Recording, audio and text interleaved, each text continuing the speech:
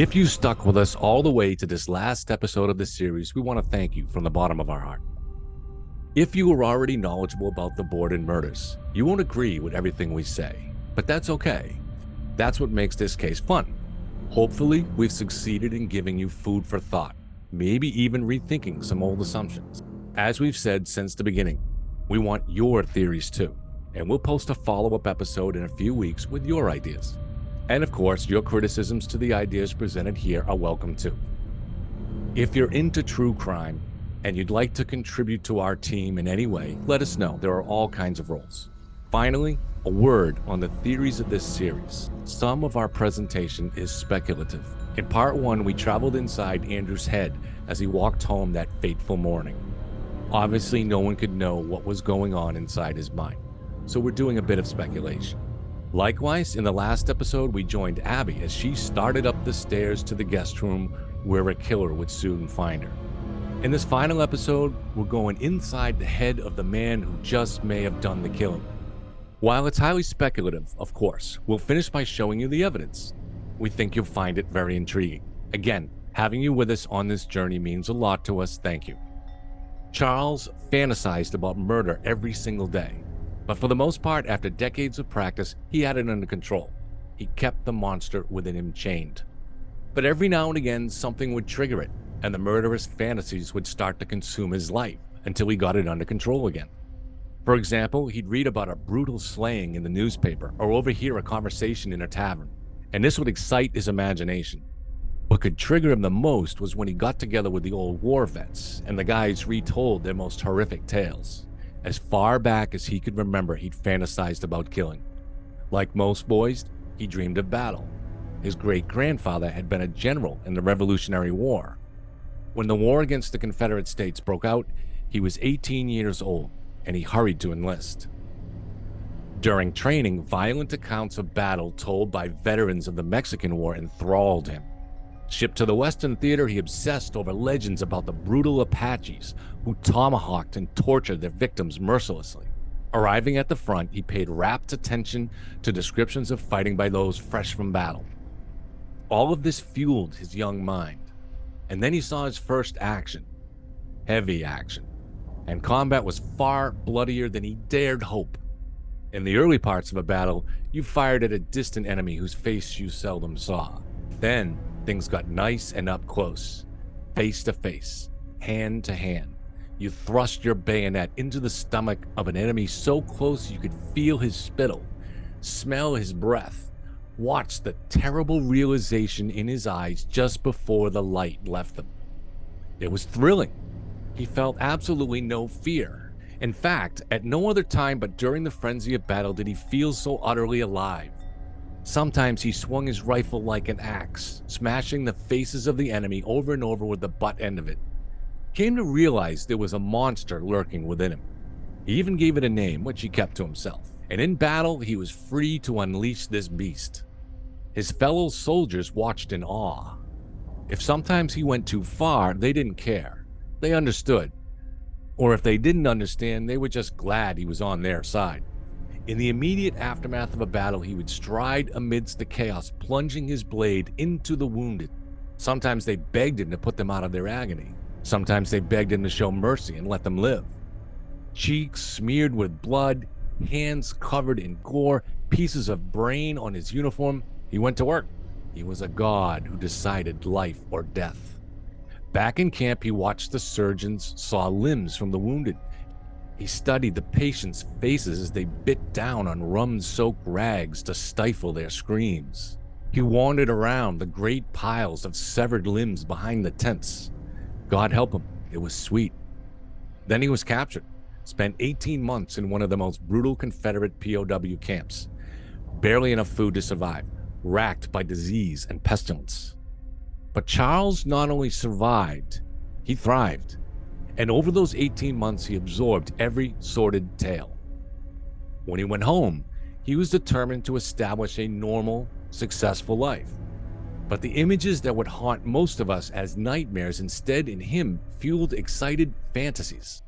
He relived the times he pulverized an enemy's face by smashing it with his rifle over and over. The time he grabbed a man from behind the mouth and slit his throat. The time he'd found a hatchet in a barn and ran through the battlefield like an Apache with a tomahawk, crushing skulls and obliterating faces. He learned to control these fantasies, keep them in his head, but every once in a while, something would trigger them. So he had to work very hard to keep the monster chained, and most of the time he succeeded. There was that time, no. He had to banish a few memories from his mind, those few times the monster had actually escaped on its own. But for the most part, he had it under control. Yes, he was a killer, a god who could decide life or death, but he only killed with purpose. He was no fiend. He got married, had children. He'd long hoped to start his own business, if only there was someone who could stake him the funds. He'd always wanted to be an artist and had studied painting as a youth. In fact, he enjoyed all kinds of artistic endeavor. He painted portraits and crafted ornaments. He composed sheet music and learned to play several instruments. And though he didn't perform himself, he enjoyed theater, hanging around where plays were performed, helping with set design. It was there that he became friendly with a wealthy young woman who lived on 2nd Street, Miss Lizzie Borden, for she too had an interest in theater, and she was also interested in something else that drew his attention: children. Miss Borden was exactly the kind of person he fantasized about killing. Oh, she was in little danger, because he controlled the beast now, usually. But she was the kind of person that he found needed to be put in her place. She had that top of the food chain name, and she had her father's money. And not just any Yankee name, but Borden. These Bordens thought they were gods. He could show them what a real god was like. But he actually had come to like Lizzie. She was generous. She volunteered for charities that helped the children of factory workers and immigrants. She also had something Charles always looked for in people: a weakness, one that could be manipulated. Her weakness was she needed to be liked. She was insecure, even with the children. And insecurity opens the door, creates the lever for getting people to do what he wanted. When he needed a cheap apartment for his wife's father and son, he knew the Borden's own property, so he went to Lizzie. As it turned out, she and her sister owned a place on Ferry Street, and the rent was cheap, so they moved in. When his sickly brother-in-law required medical treatment they couldn't afford, Lizzie agreed to skip the rent for a few months so they could get the treatment. None of this stopped Charles from fantasizing about killing her. The very fact he depended on her charity made her deserving of punishment. But he was conflicted. Not about killing Lizzie. He never felt remorse in killing. The problem was the monster within him. He had only managed to keep it chained in one way. He followed rules. He wouldn't kill without justification. Even a god must control his darker nature, unleashing it only when there's an excuse. As the summer dragged on, Charles noticed Lizzie was increasingly agitated, and there was opportunity in that. He was very good at feigning empathy. He was very good at seeming warm and friendly. The kids all loved him for it, and he spent much of his time entertaining the neighborhood's children. He was legendary for it, in fact. With that way he had of making people trust him, he asked Lizzie what was bothering her. She refused to tell him, of course, but then over time she did anyway. It was that stepmother, Mrs. Borden, the fat one. She was apparently trying to take it all. She was manipulating Lizzie's father and was going to steal the fortune that Lizzie and her sister were entitled to. Listening to her, he felt the monster stir within. He had been in the Borden home several times in order to buy vinegar and eggs, much more often than he needed, truth be told. He'd become a little obsessed with the Bordens. He'd been through the front door, tested the front stairs while waiting for the eggs to be fetched, glanced at the parlor and the sitting room. He'd sometimes come in through the side door, had examined the entry to the cellar and the back stairs, poked his head into the kitchen and the dining room. He learned that the father and mother used the back stairs, the girls the front stairs, that the Irish maid's room was in the attic. He knew the layout, had known it for some time, and if there was anyone in need of meeting a god, it was the Bordens. On the evening of August 3rd, Charles bumped into Lizzie on her way to visit Alice Russell. She was so distraught she could barely walk straight. Her cheeks were flushed, her eyes bulging. She complained that this was it. The fat old woman was finally making her move to cut the girls out. Of course, she and her sister were making their own move, but they were probably too late. Her uncle had come today with an alternative will and hoped to persuade Andrew. But the stepmother had a crucial advantage. She slept in the man's bed, knew how to push his buttons. She'd done so before, getting him to buy a piece of property and deed it to her. Old man Borden was a hard man, but his wife knew the chinks in his armor. Lizzie stormed off. Again, the beast inside Charles stirred, only this time he let it breathe. If the old man's fortune passed to the daughter, Charles knew how to play her and take advantage of it. The girl wanted to be liked, was generous with her money. If the old man was out of the way, she might stake him for the little store he'd been trying to open for many years. He went home, just a few houses up from the Bordens. Fantasies rolling in his mind, he dug through the closet for a shirt. A red plaid shirt. Okay, time for the evidence for the hypothetical scenario we just gave you. First, a question. Does the killer always return to the scene of the crime? Or is that a myth invented by mystery writers? Actually, it's no myth.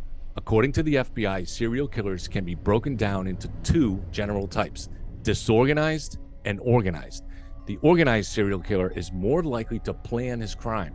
He's more likely to manage the crime scene, such as by disposing evidence.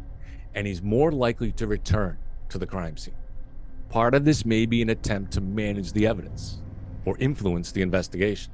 He likes to study police techniques up and close, and he's confident enough to build personal connections with the police. But he also revels in watching the terror and confusion he has created. Like any artist, he can't resist the impulse to look at his work. Ted Bundy would spend days going back to where he'd left his victims' corpses in the woods.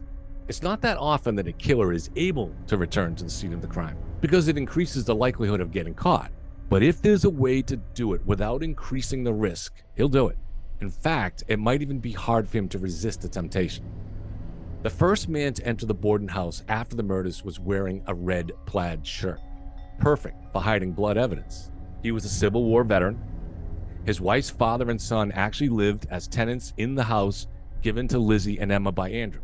So Lizzie and Emma were their landlords.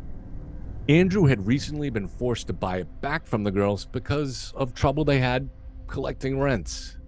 Minutes after the murders, Lizzie sent Bridget to fetch Dr. Bowen and then her friend Alice Russell. The man in the red plaid shirt watched her. When she hurried back to the Borden house, he fell in with her, peppering her with questions. She ignored him, but it didn't deter him. And this was no young man with a young man's natural energy and curiosity. He was in his early 50s. That behavior is odd. He testified that he'd sensed something was wrong because of her demeanor. Okay, sure, but following her home and hounding her with questions she refused to answer, don't you find that suspicious? When Bridget got back to the Borden house, he waited by the gate. Moments later, the first cop arrived, Officer Allen. When the man in the red plaid shirt offered to help, he accepted. Again, if there was blood on the man's shirt, Officer Allen would never have noticed. The shirt was red. The officer allowed the man to lead the way in. A moment later, Dr. Bowen arrived. Mrs. Churchill was already there. Minutes after Bowen and Allen got there, they left. Bowen went to telegraph Emma, while Allen returned to report to the station. This left the man in the red plaid shirt, whose name was Charles Sawyer, as the only man inside the house. Lizzie was there along with Bridget and Mrs. Churchill. Charles was now in the perfect position to watch everyone's reaction as they entered the sitting room and saw Andrew Borden on the sofa. Once Abby's body was found, he took the opportunity to go up and view the remains, even though he'd been assigned to guard the side door. He was in the house for more than 5 hours that day. Sawyer testified that he'd actually been in the house several times before to buy vinegar. He knew Bridget. He knew Lizzie. He knew the family. As a Civil War veteran, he'd seen a lot of blood and gore. You might think we're being unfair to Mr. Sawyer. Perhaps. It's just speculation. However, there is something else which researchers have unearthed. 5 years later, this article appeared in the newspaper. Sometime after the Borden murders, Sawyer finally had the funds to open a little store. He had a partner. We don't know where they got the funds. Sometime after that, Sawyer reported to the newspaper that his partner had disappeared, absconding with a certain amount of money paid by the store's customers. The partner, Louis Mercier, apparently left his wife and children behind. They were left without any means of support but charity. The only source of information on this seems to have been Sawyer himself. As I said, Sometime later, no doubt with questions swirling about as to this strange and sudden disappearance, it again is Sawyer who updates the public. Through the same newspaper, he reports that Mercia had surfaced somewhere down south and was up to his usual tricks. Again, our only source for this information is Charles Sawyer. What really became of Louis Mercia? Was he ever heard from again? What happened to his family? We don't know. Now, perhaps all this has a perfectly innocent explanation. Maybe it's just coincidence that Sawyer was the first man inside the Borden house after the murders. Just coincidence he was conveniently wearing a red shirt. And maybe the way this 50-something-year-old man followed and hounded Bridget as she hurried back to the Bordens wasn't at all odd. Perhaps it's coincidence that Sawyer had been in the Borden home several times before to buy vinegar. Maybe it's not at all unusual that this older man knew who Bridget Sullivan was. Maybe there's nothing odd about him staying on guard duty for more than 5 hours at the murder scene even after the place was swarming with cops. When Uncle Morse was visiting his niece, Sawyer had been near the stables, which had a phone. Did he call Morse soon after Andrew was killed and give him a heads up? The home Morse was visiting did have a phone. This could explain Morse's strange attempt to establish his alibi on the way home. A short time later, when Morse returned, he walked right by Sawyer, who was guarding the side door, and went into the backyard to eat pears, apparently ignoring Sawyer. Is all of this coincidence? And as we said at the beginning of this series, people are odd. They do unpredictable things. Maybe the strange disappearance of Mercia is just another coincidence. At the end of the day, we still have what we've always had in this case. It seems hard to imagine anyone else but Lizzie killing the Bordens, but it seems close to impossible that she did. Other than the problem of opportunity, most of the reasons people have for believing Lizzie did it either don't hold up or are not convincing. Maybe someone can convince you that there wasn't much blood splatter, that Lizzie used Andrew's coat to shield herself, and that Lizzie really did burn a bloody dress. Victoria Lincoln suggests the bloody clothes were tucked by Lizzie onto a shelf in the kitchen and then later burned. Okay, it's a hard sell, but if we need to explain how Lizzie destroyed her bloody clothes, we might have to live with it. But there was no way to burn a hatchet, and despite multiple rigorous searches, they never found the murder weapon. Maybe you believe the searches of the house were not rigorous. Read the testimony, all of it. Read it while understanding that when the police testified, they were trying their best to make it seem possible they could have missed something. Remember, they essentially worked for the prosecutors. So under questioning by the prosecutors, sure, the cops look for ways to imply they could have missed something. But then you read the same cops testifying under cross-examination by the defense team, and the cops detailed just how rigorous the searches actually were.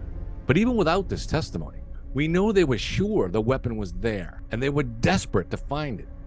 Every morning they started the new search, telling each other that Lizzie had to have done the crimes and that the weapon had to be inside the house. Each afternoon they went home frustrated. They didn't lack resources or manpower. Was it really likely they wouldn't find the weapon in that little house? Then there's the claimed attempt to purchase prussic acid. Let me ask you a hypothetical question. If Abby never went to Dr. Bowen the day before the murders, complaining of a stomach illness, would Eli Bentz have ever emerged with his prussic acid story? We think it's unlikely. In episode 3, we showed you there was a stomach illness sweeping the town. But wait, you say, what about the 5-day-old mutton? Just another myth. Bridget testified that the mutton had been first cooked the night before, so it was 2-day-old mutton. John Morse's niece was sick, and another neighbor testified she threw up in the yard next to the Bordens. And Bridget caught the illness the day after the Bordens. So a stomach virus was clearly spreading through Fall River.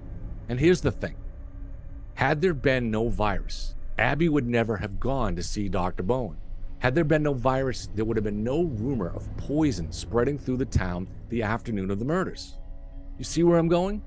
We see this in every big murder mystery.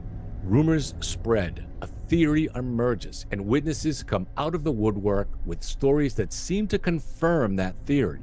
It happens in every case. Go ahead, look up another high-profile case and see for yourself. What usually happens is that some other evidence eventually comes out that falsifies this popular theory, after which those witnesses that come out of the woodwork are ignored as cranks. Since no poison was ever found, why didn't that happen here?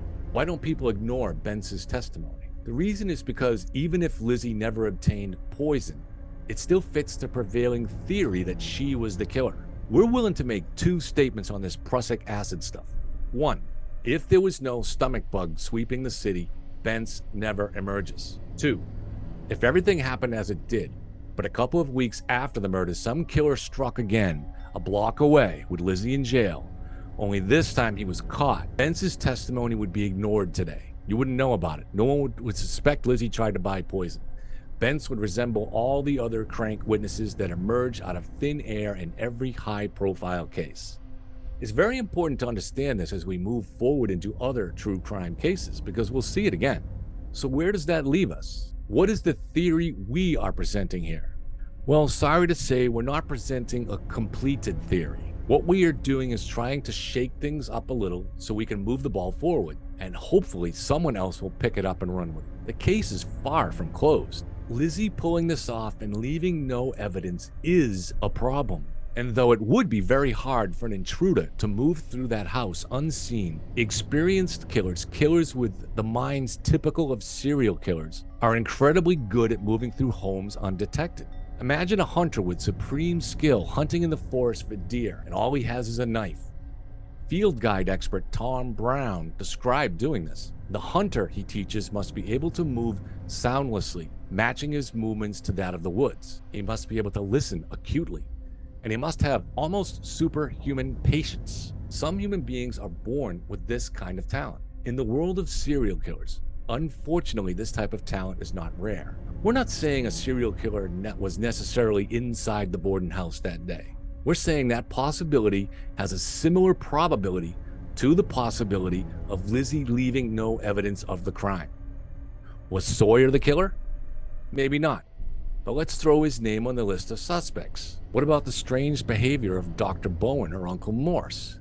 We floated a theory on Morse that he was there to help Lizzie and Emma with a will for Andrew. We'll leave the rest for you to piece together. Hopefully you can pick up the ball and run with it a little. And hopefully you'll ride along with us on the next case. Maybe you even have an idea where we should travel next. Please let us know.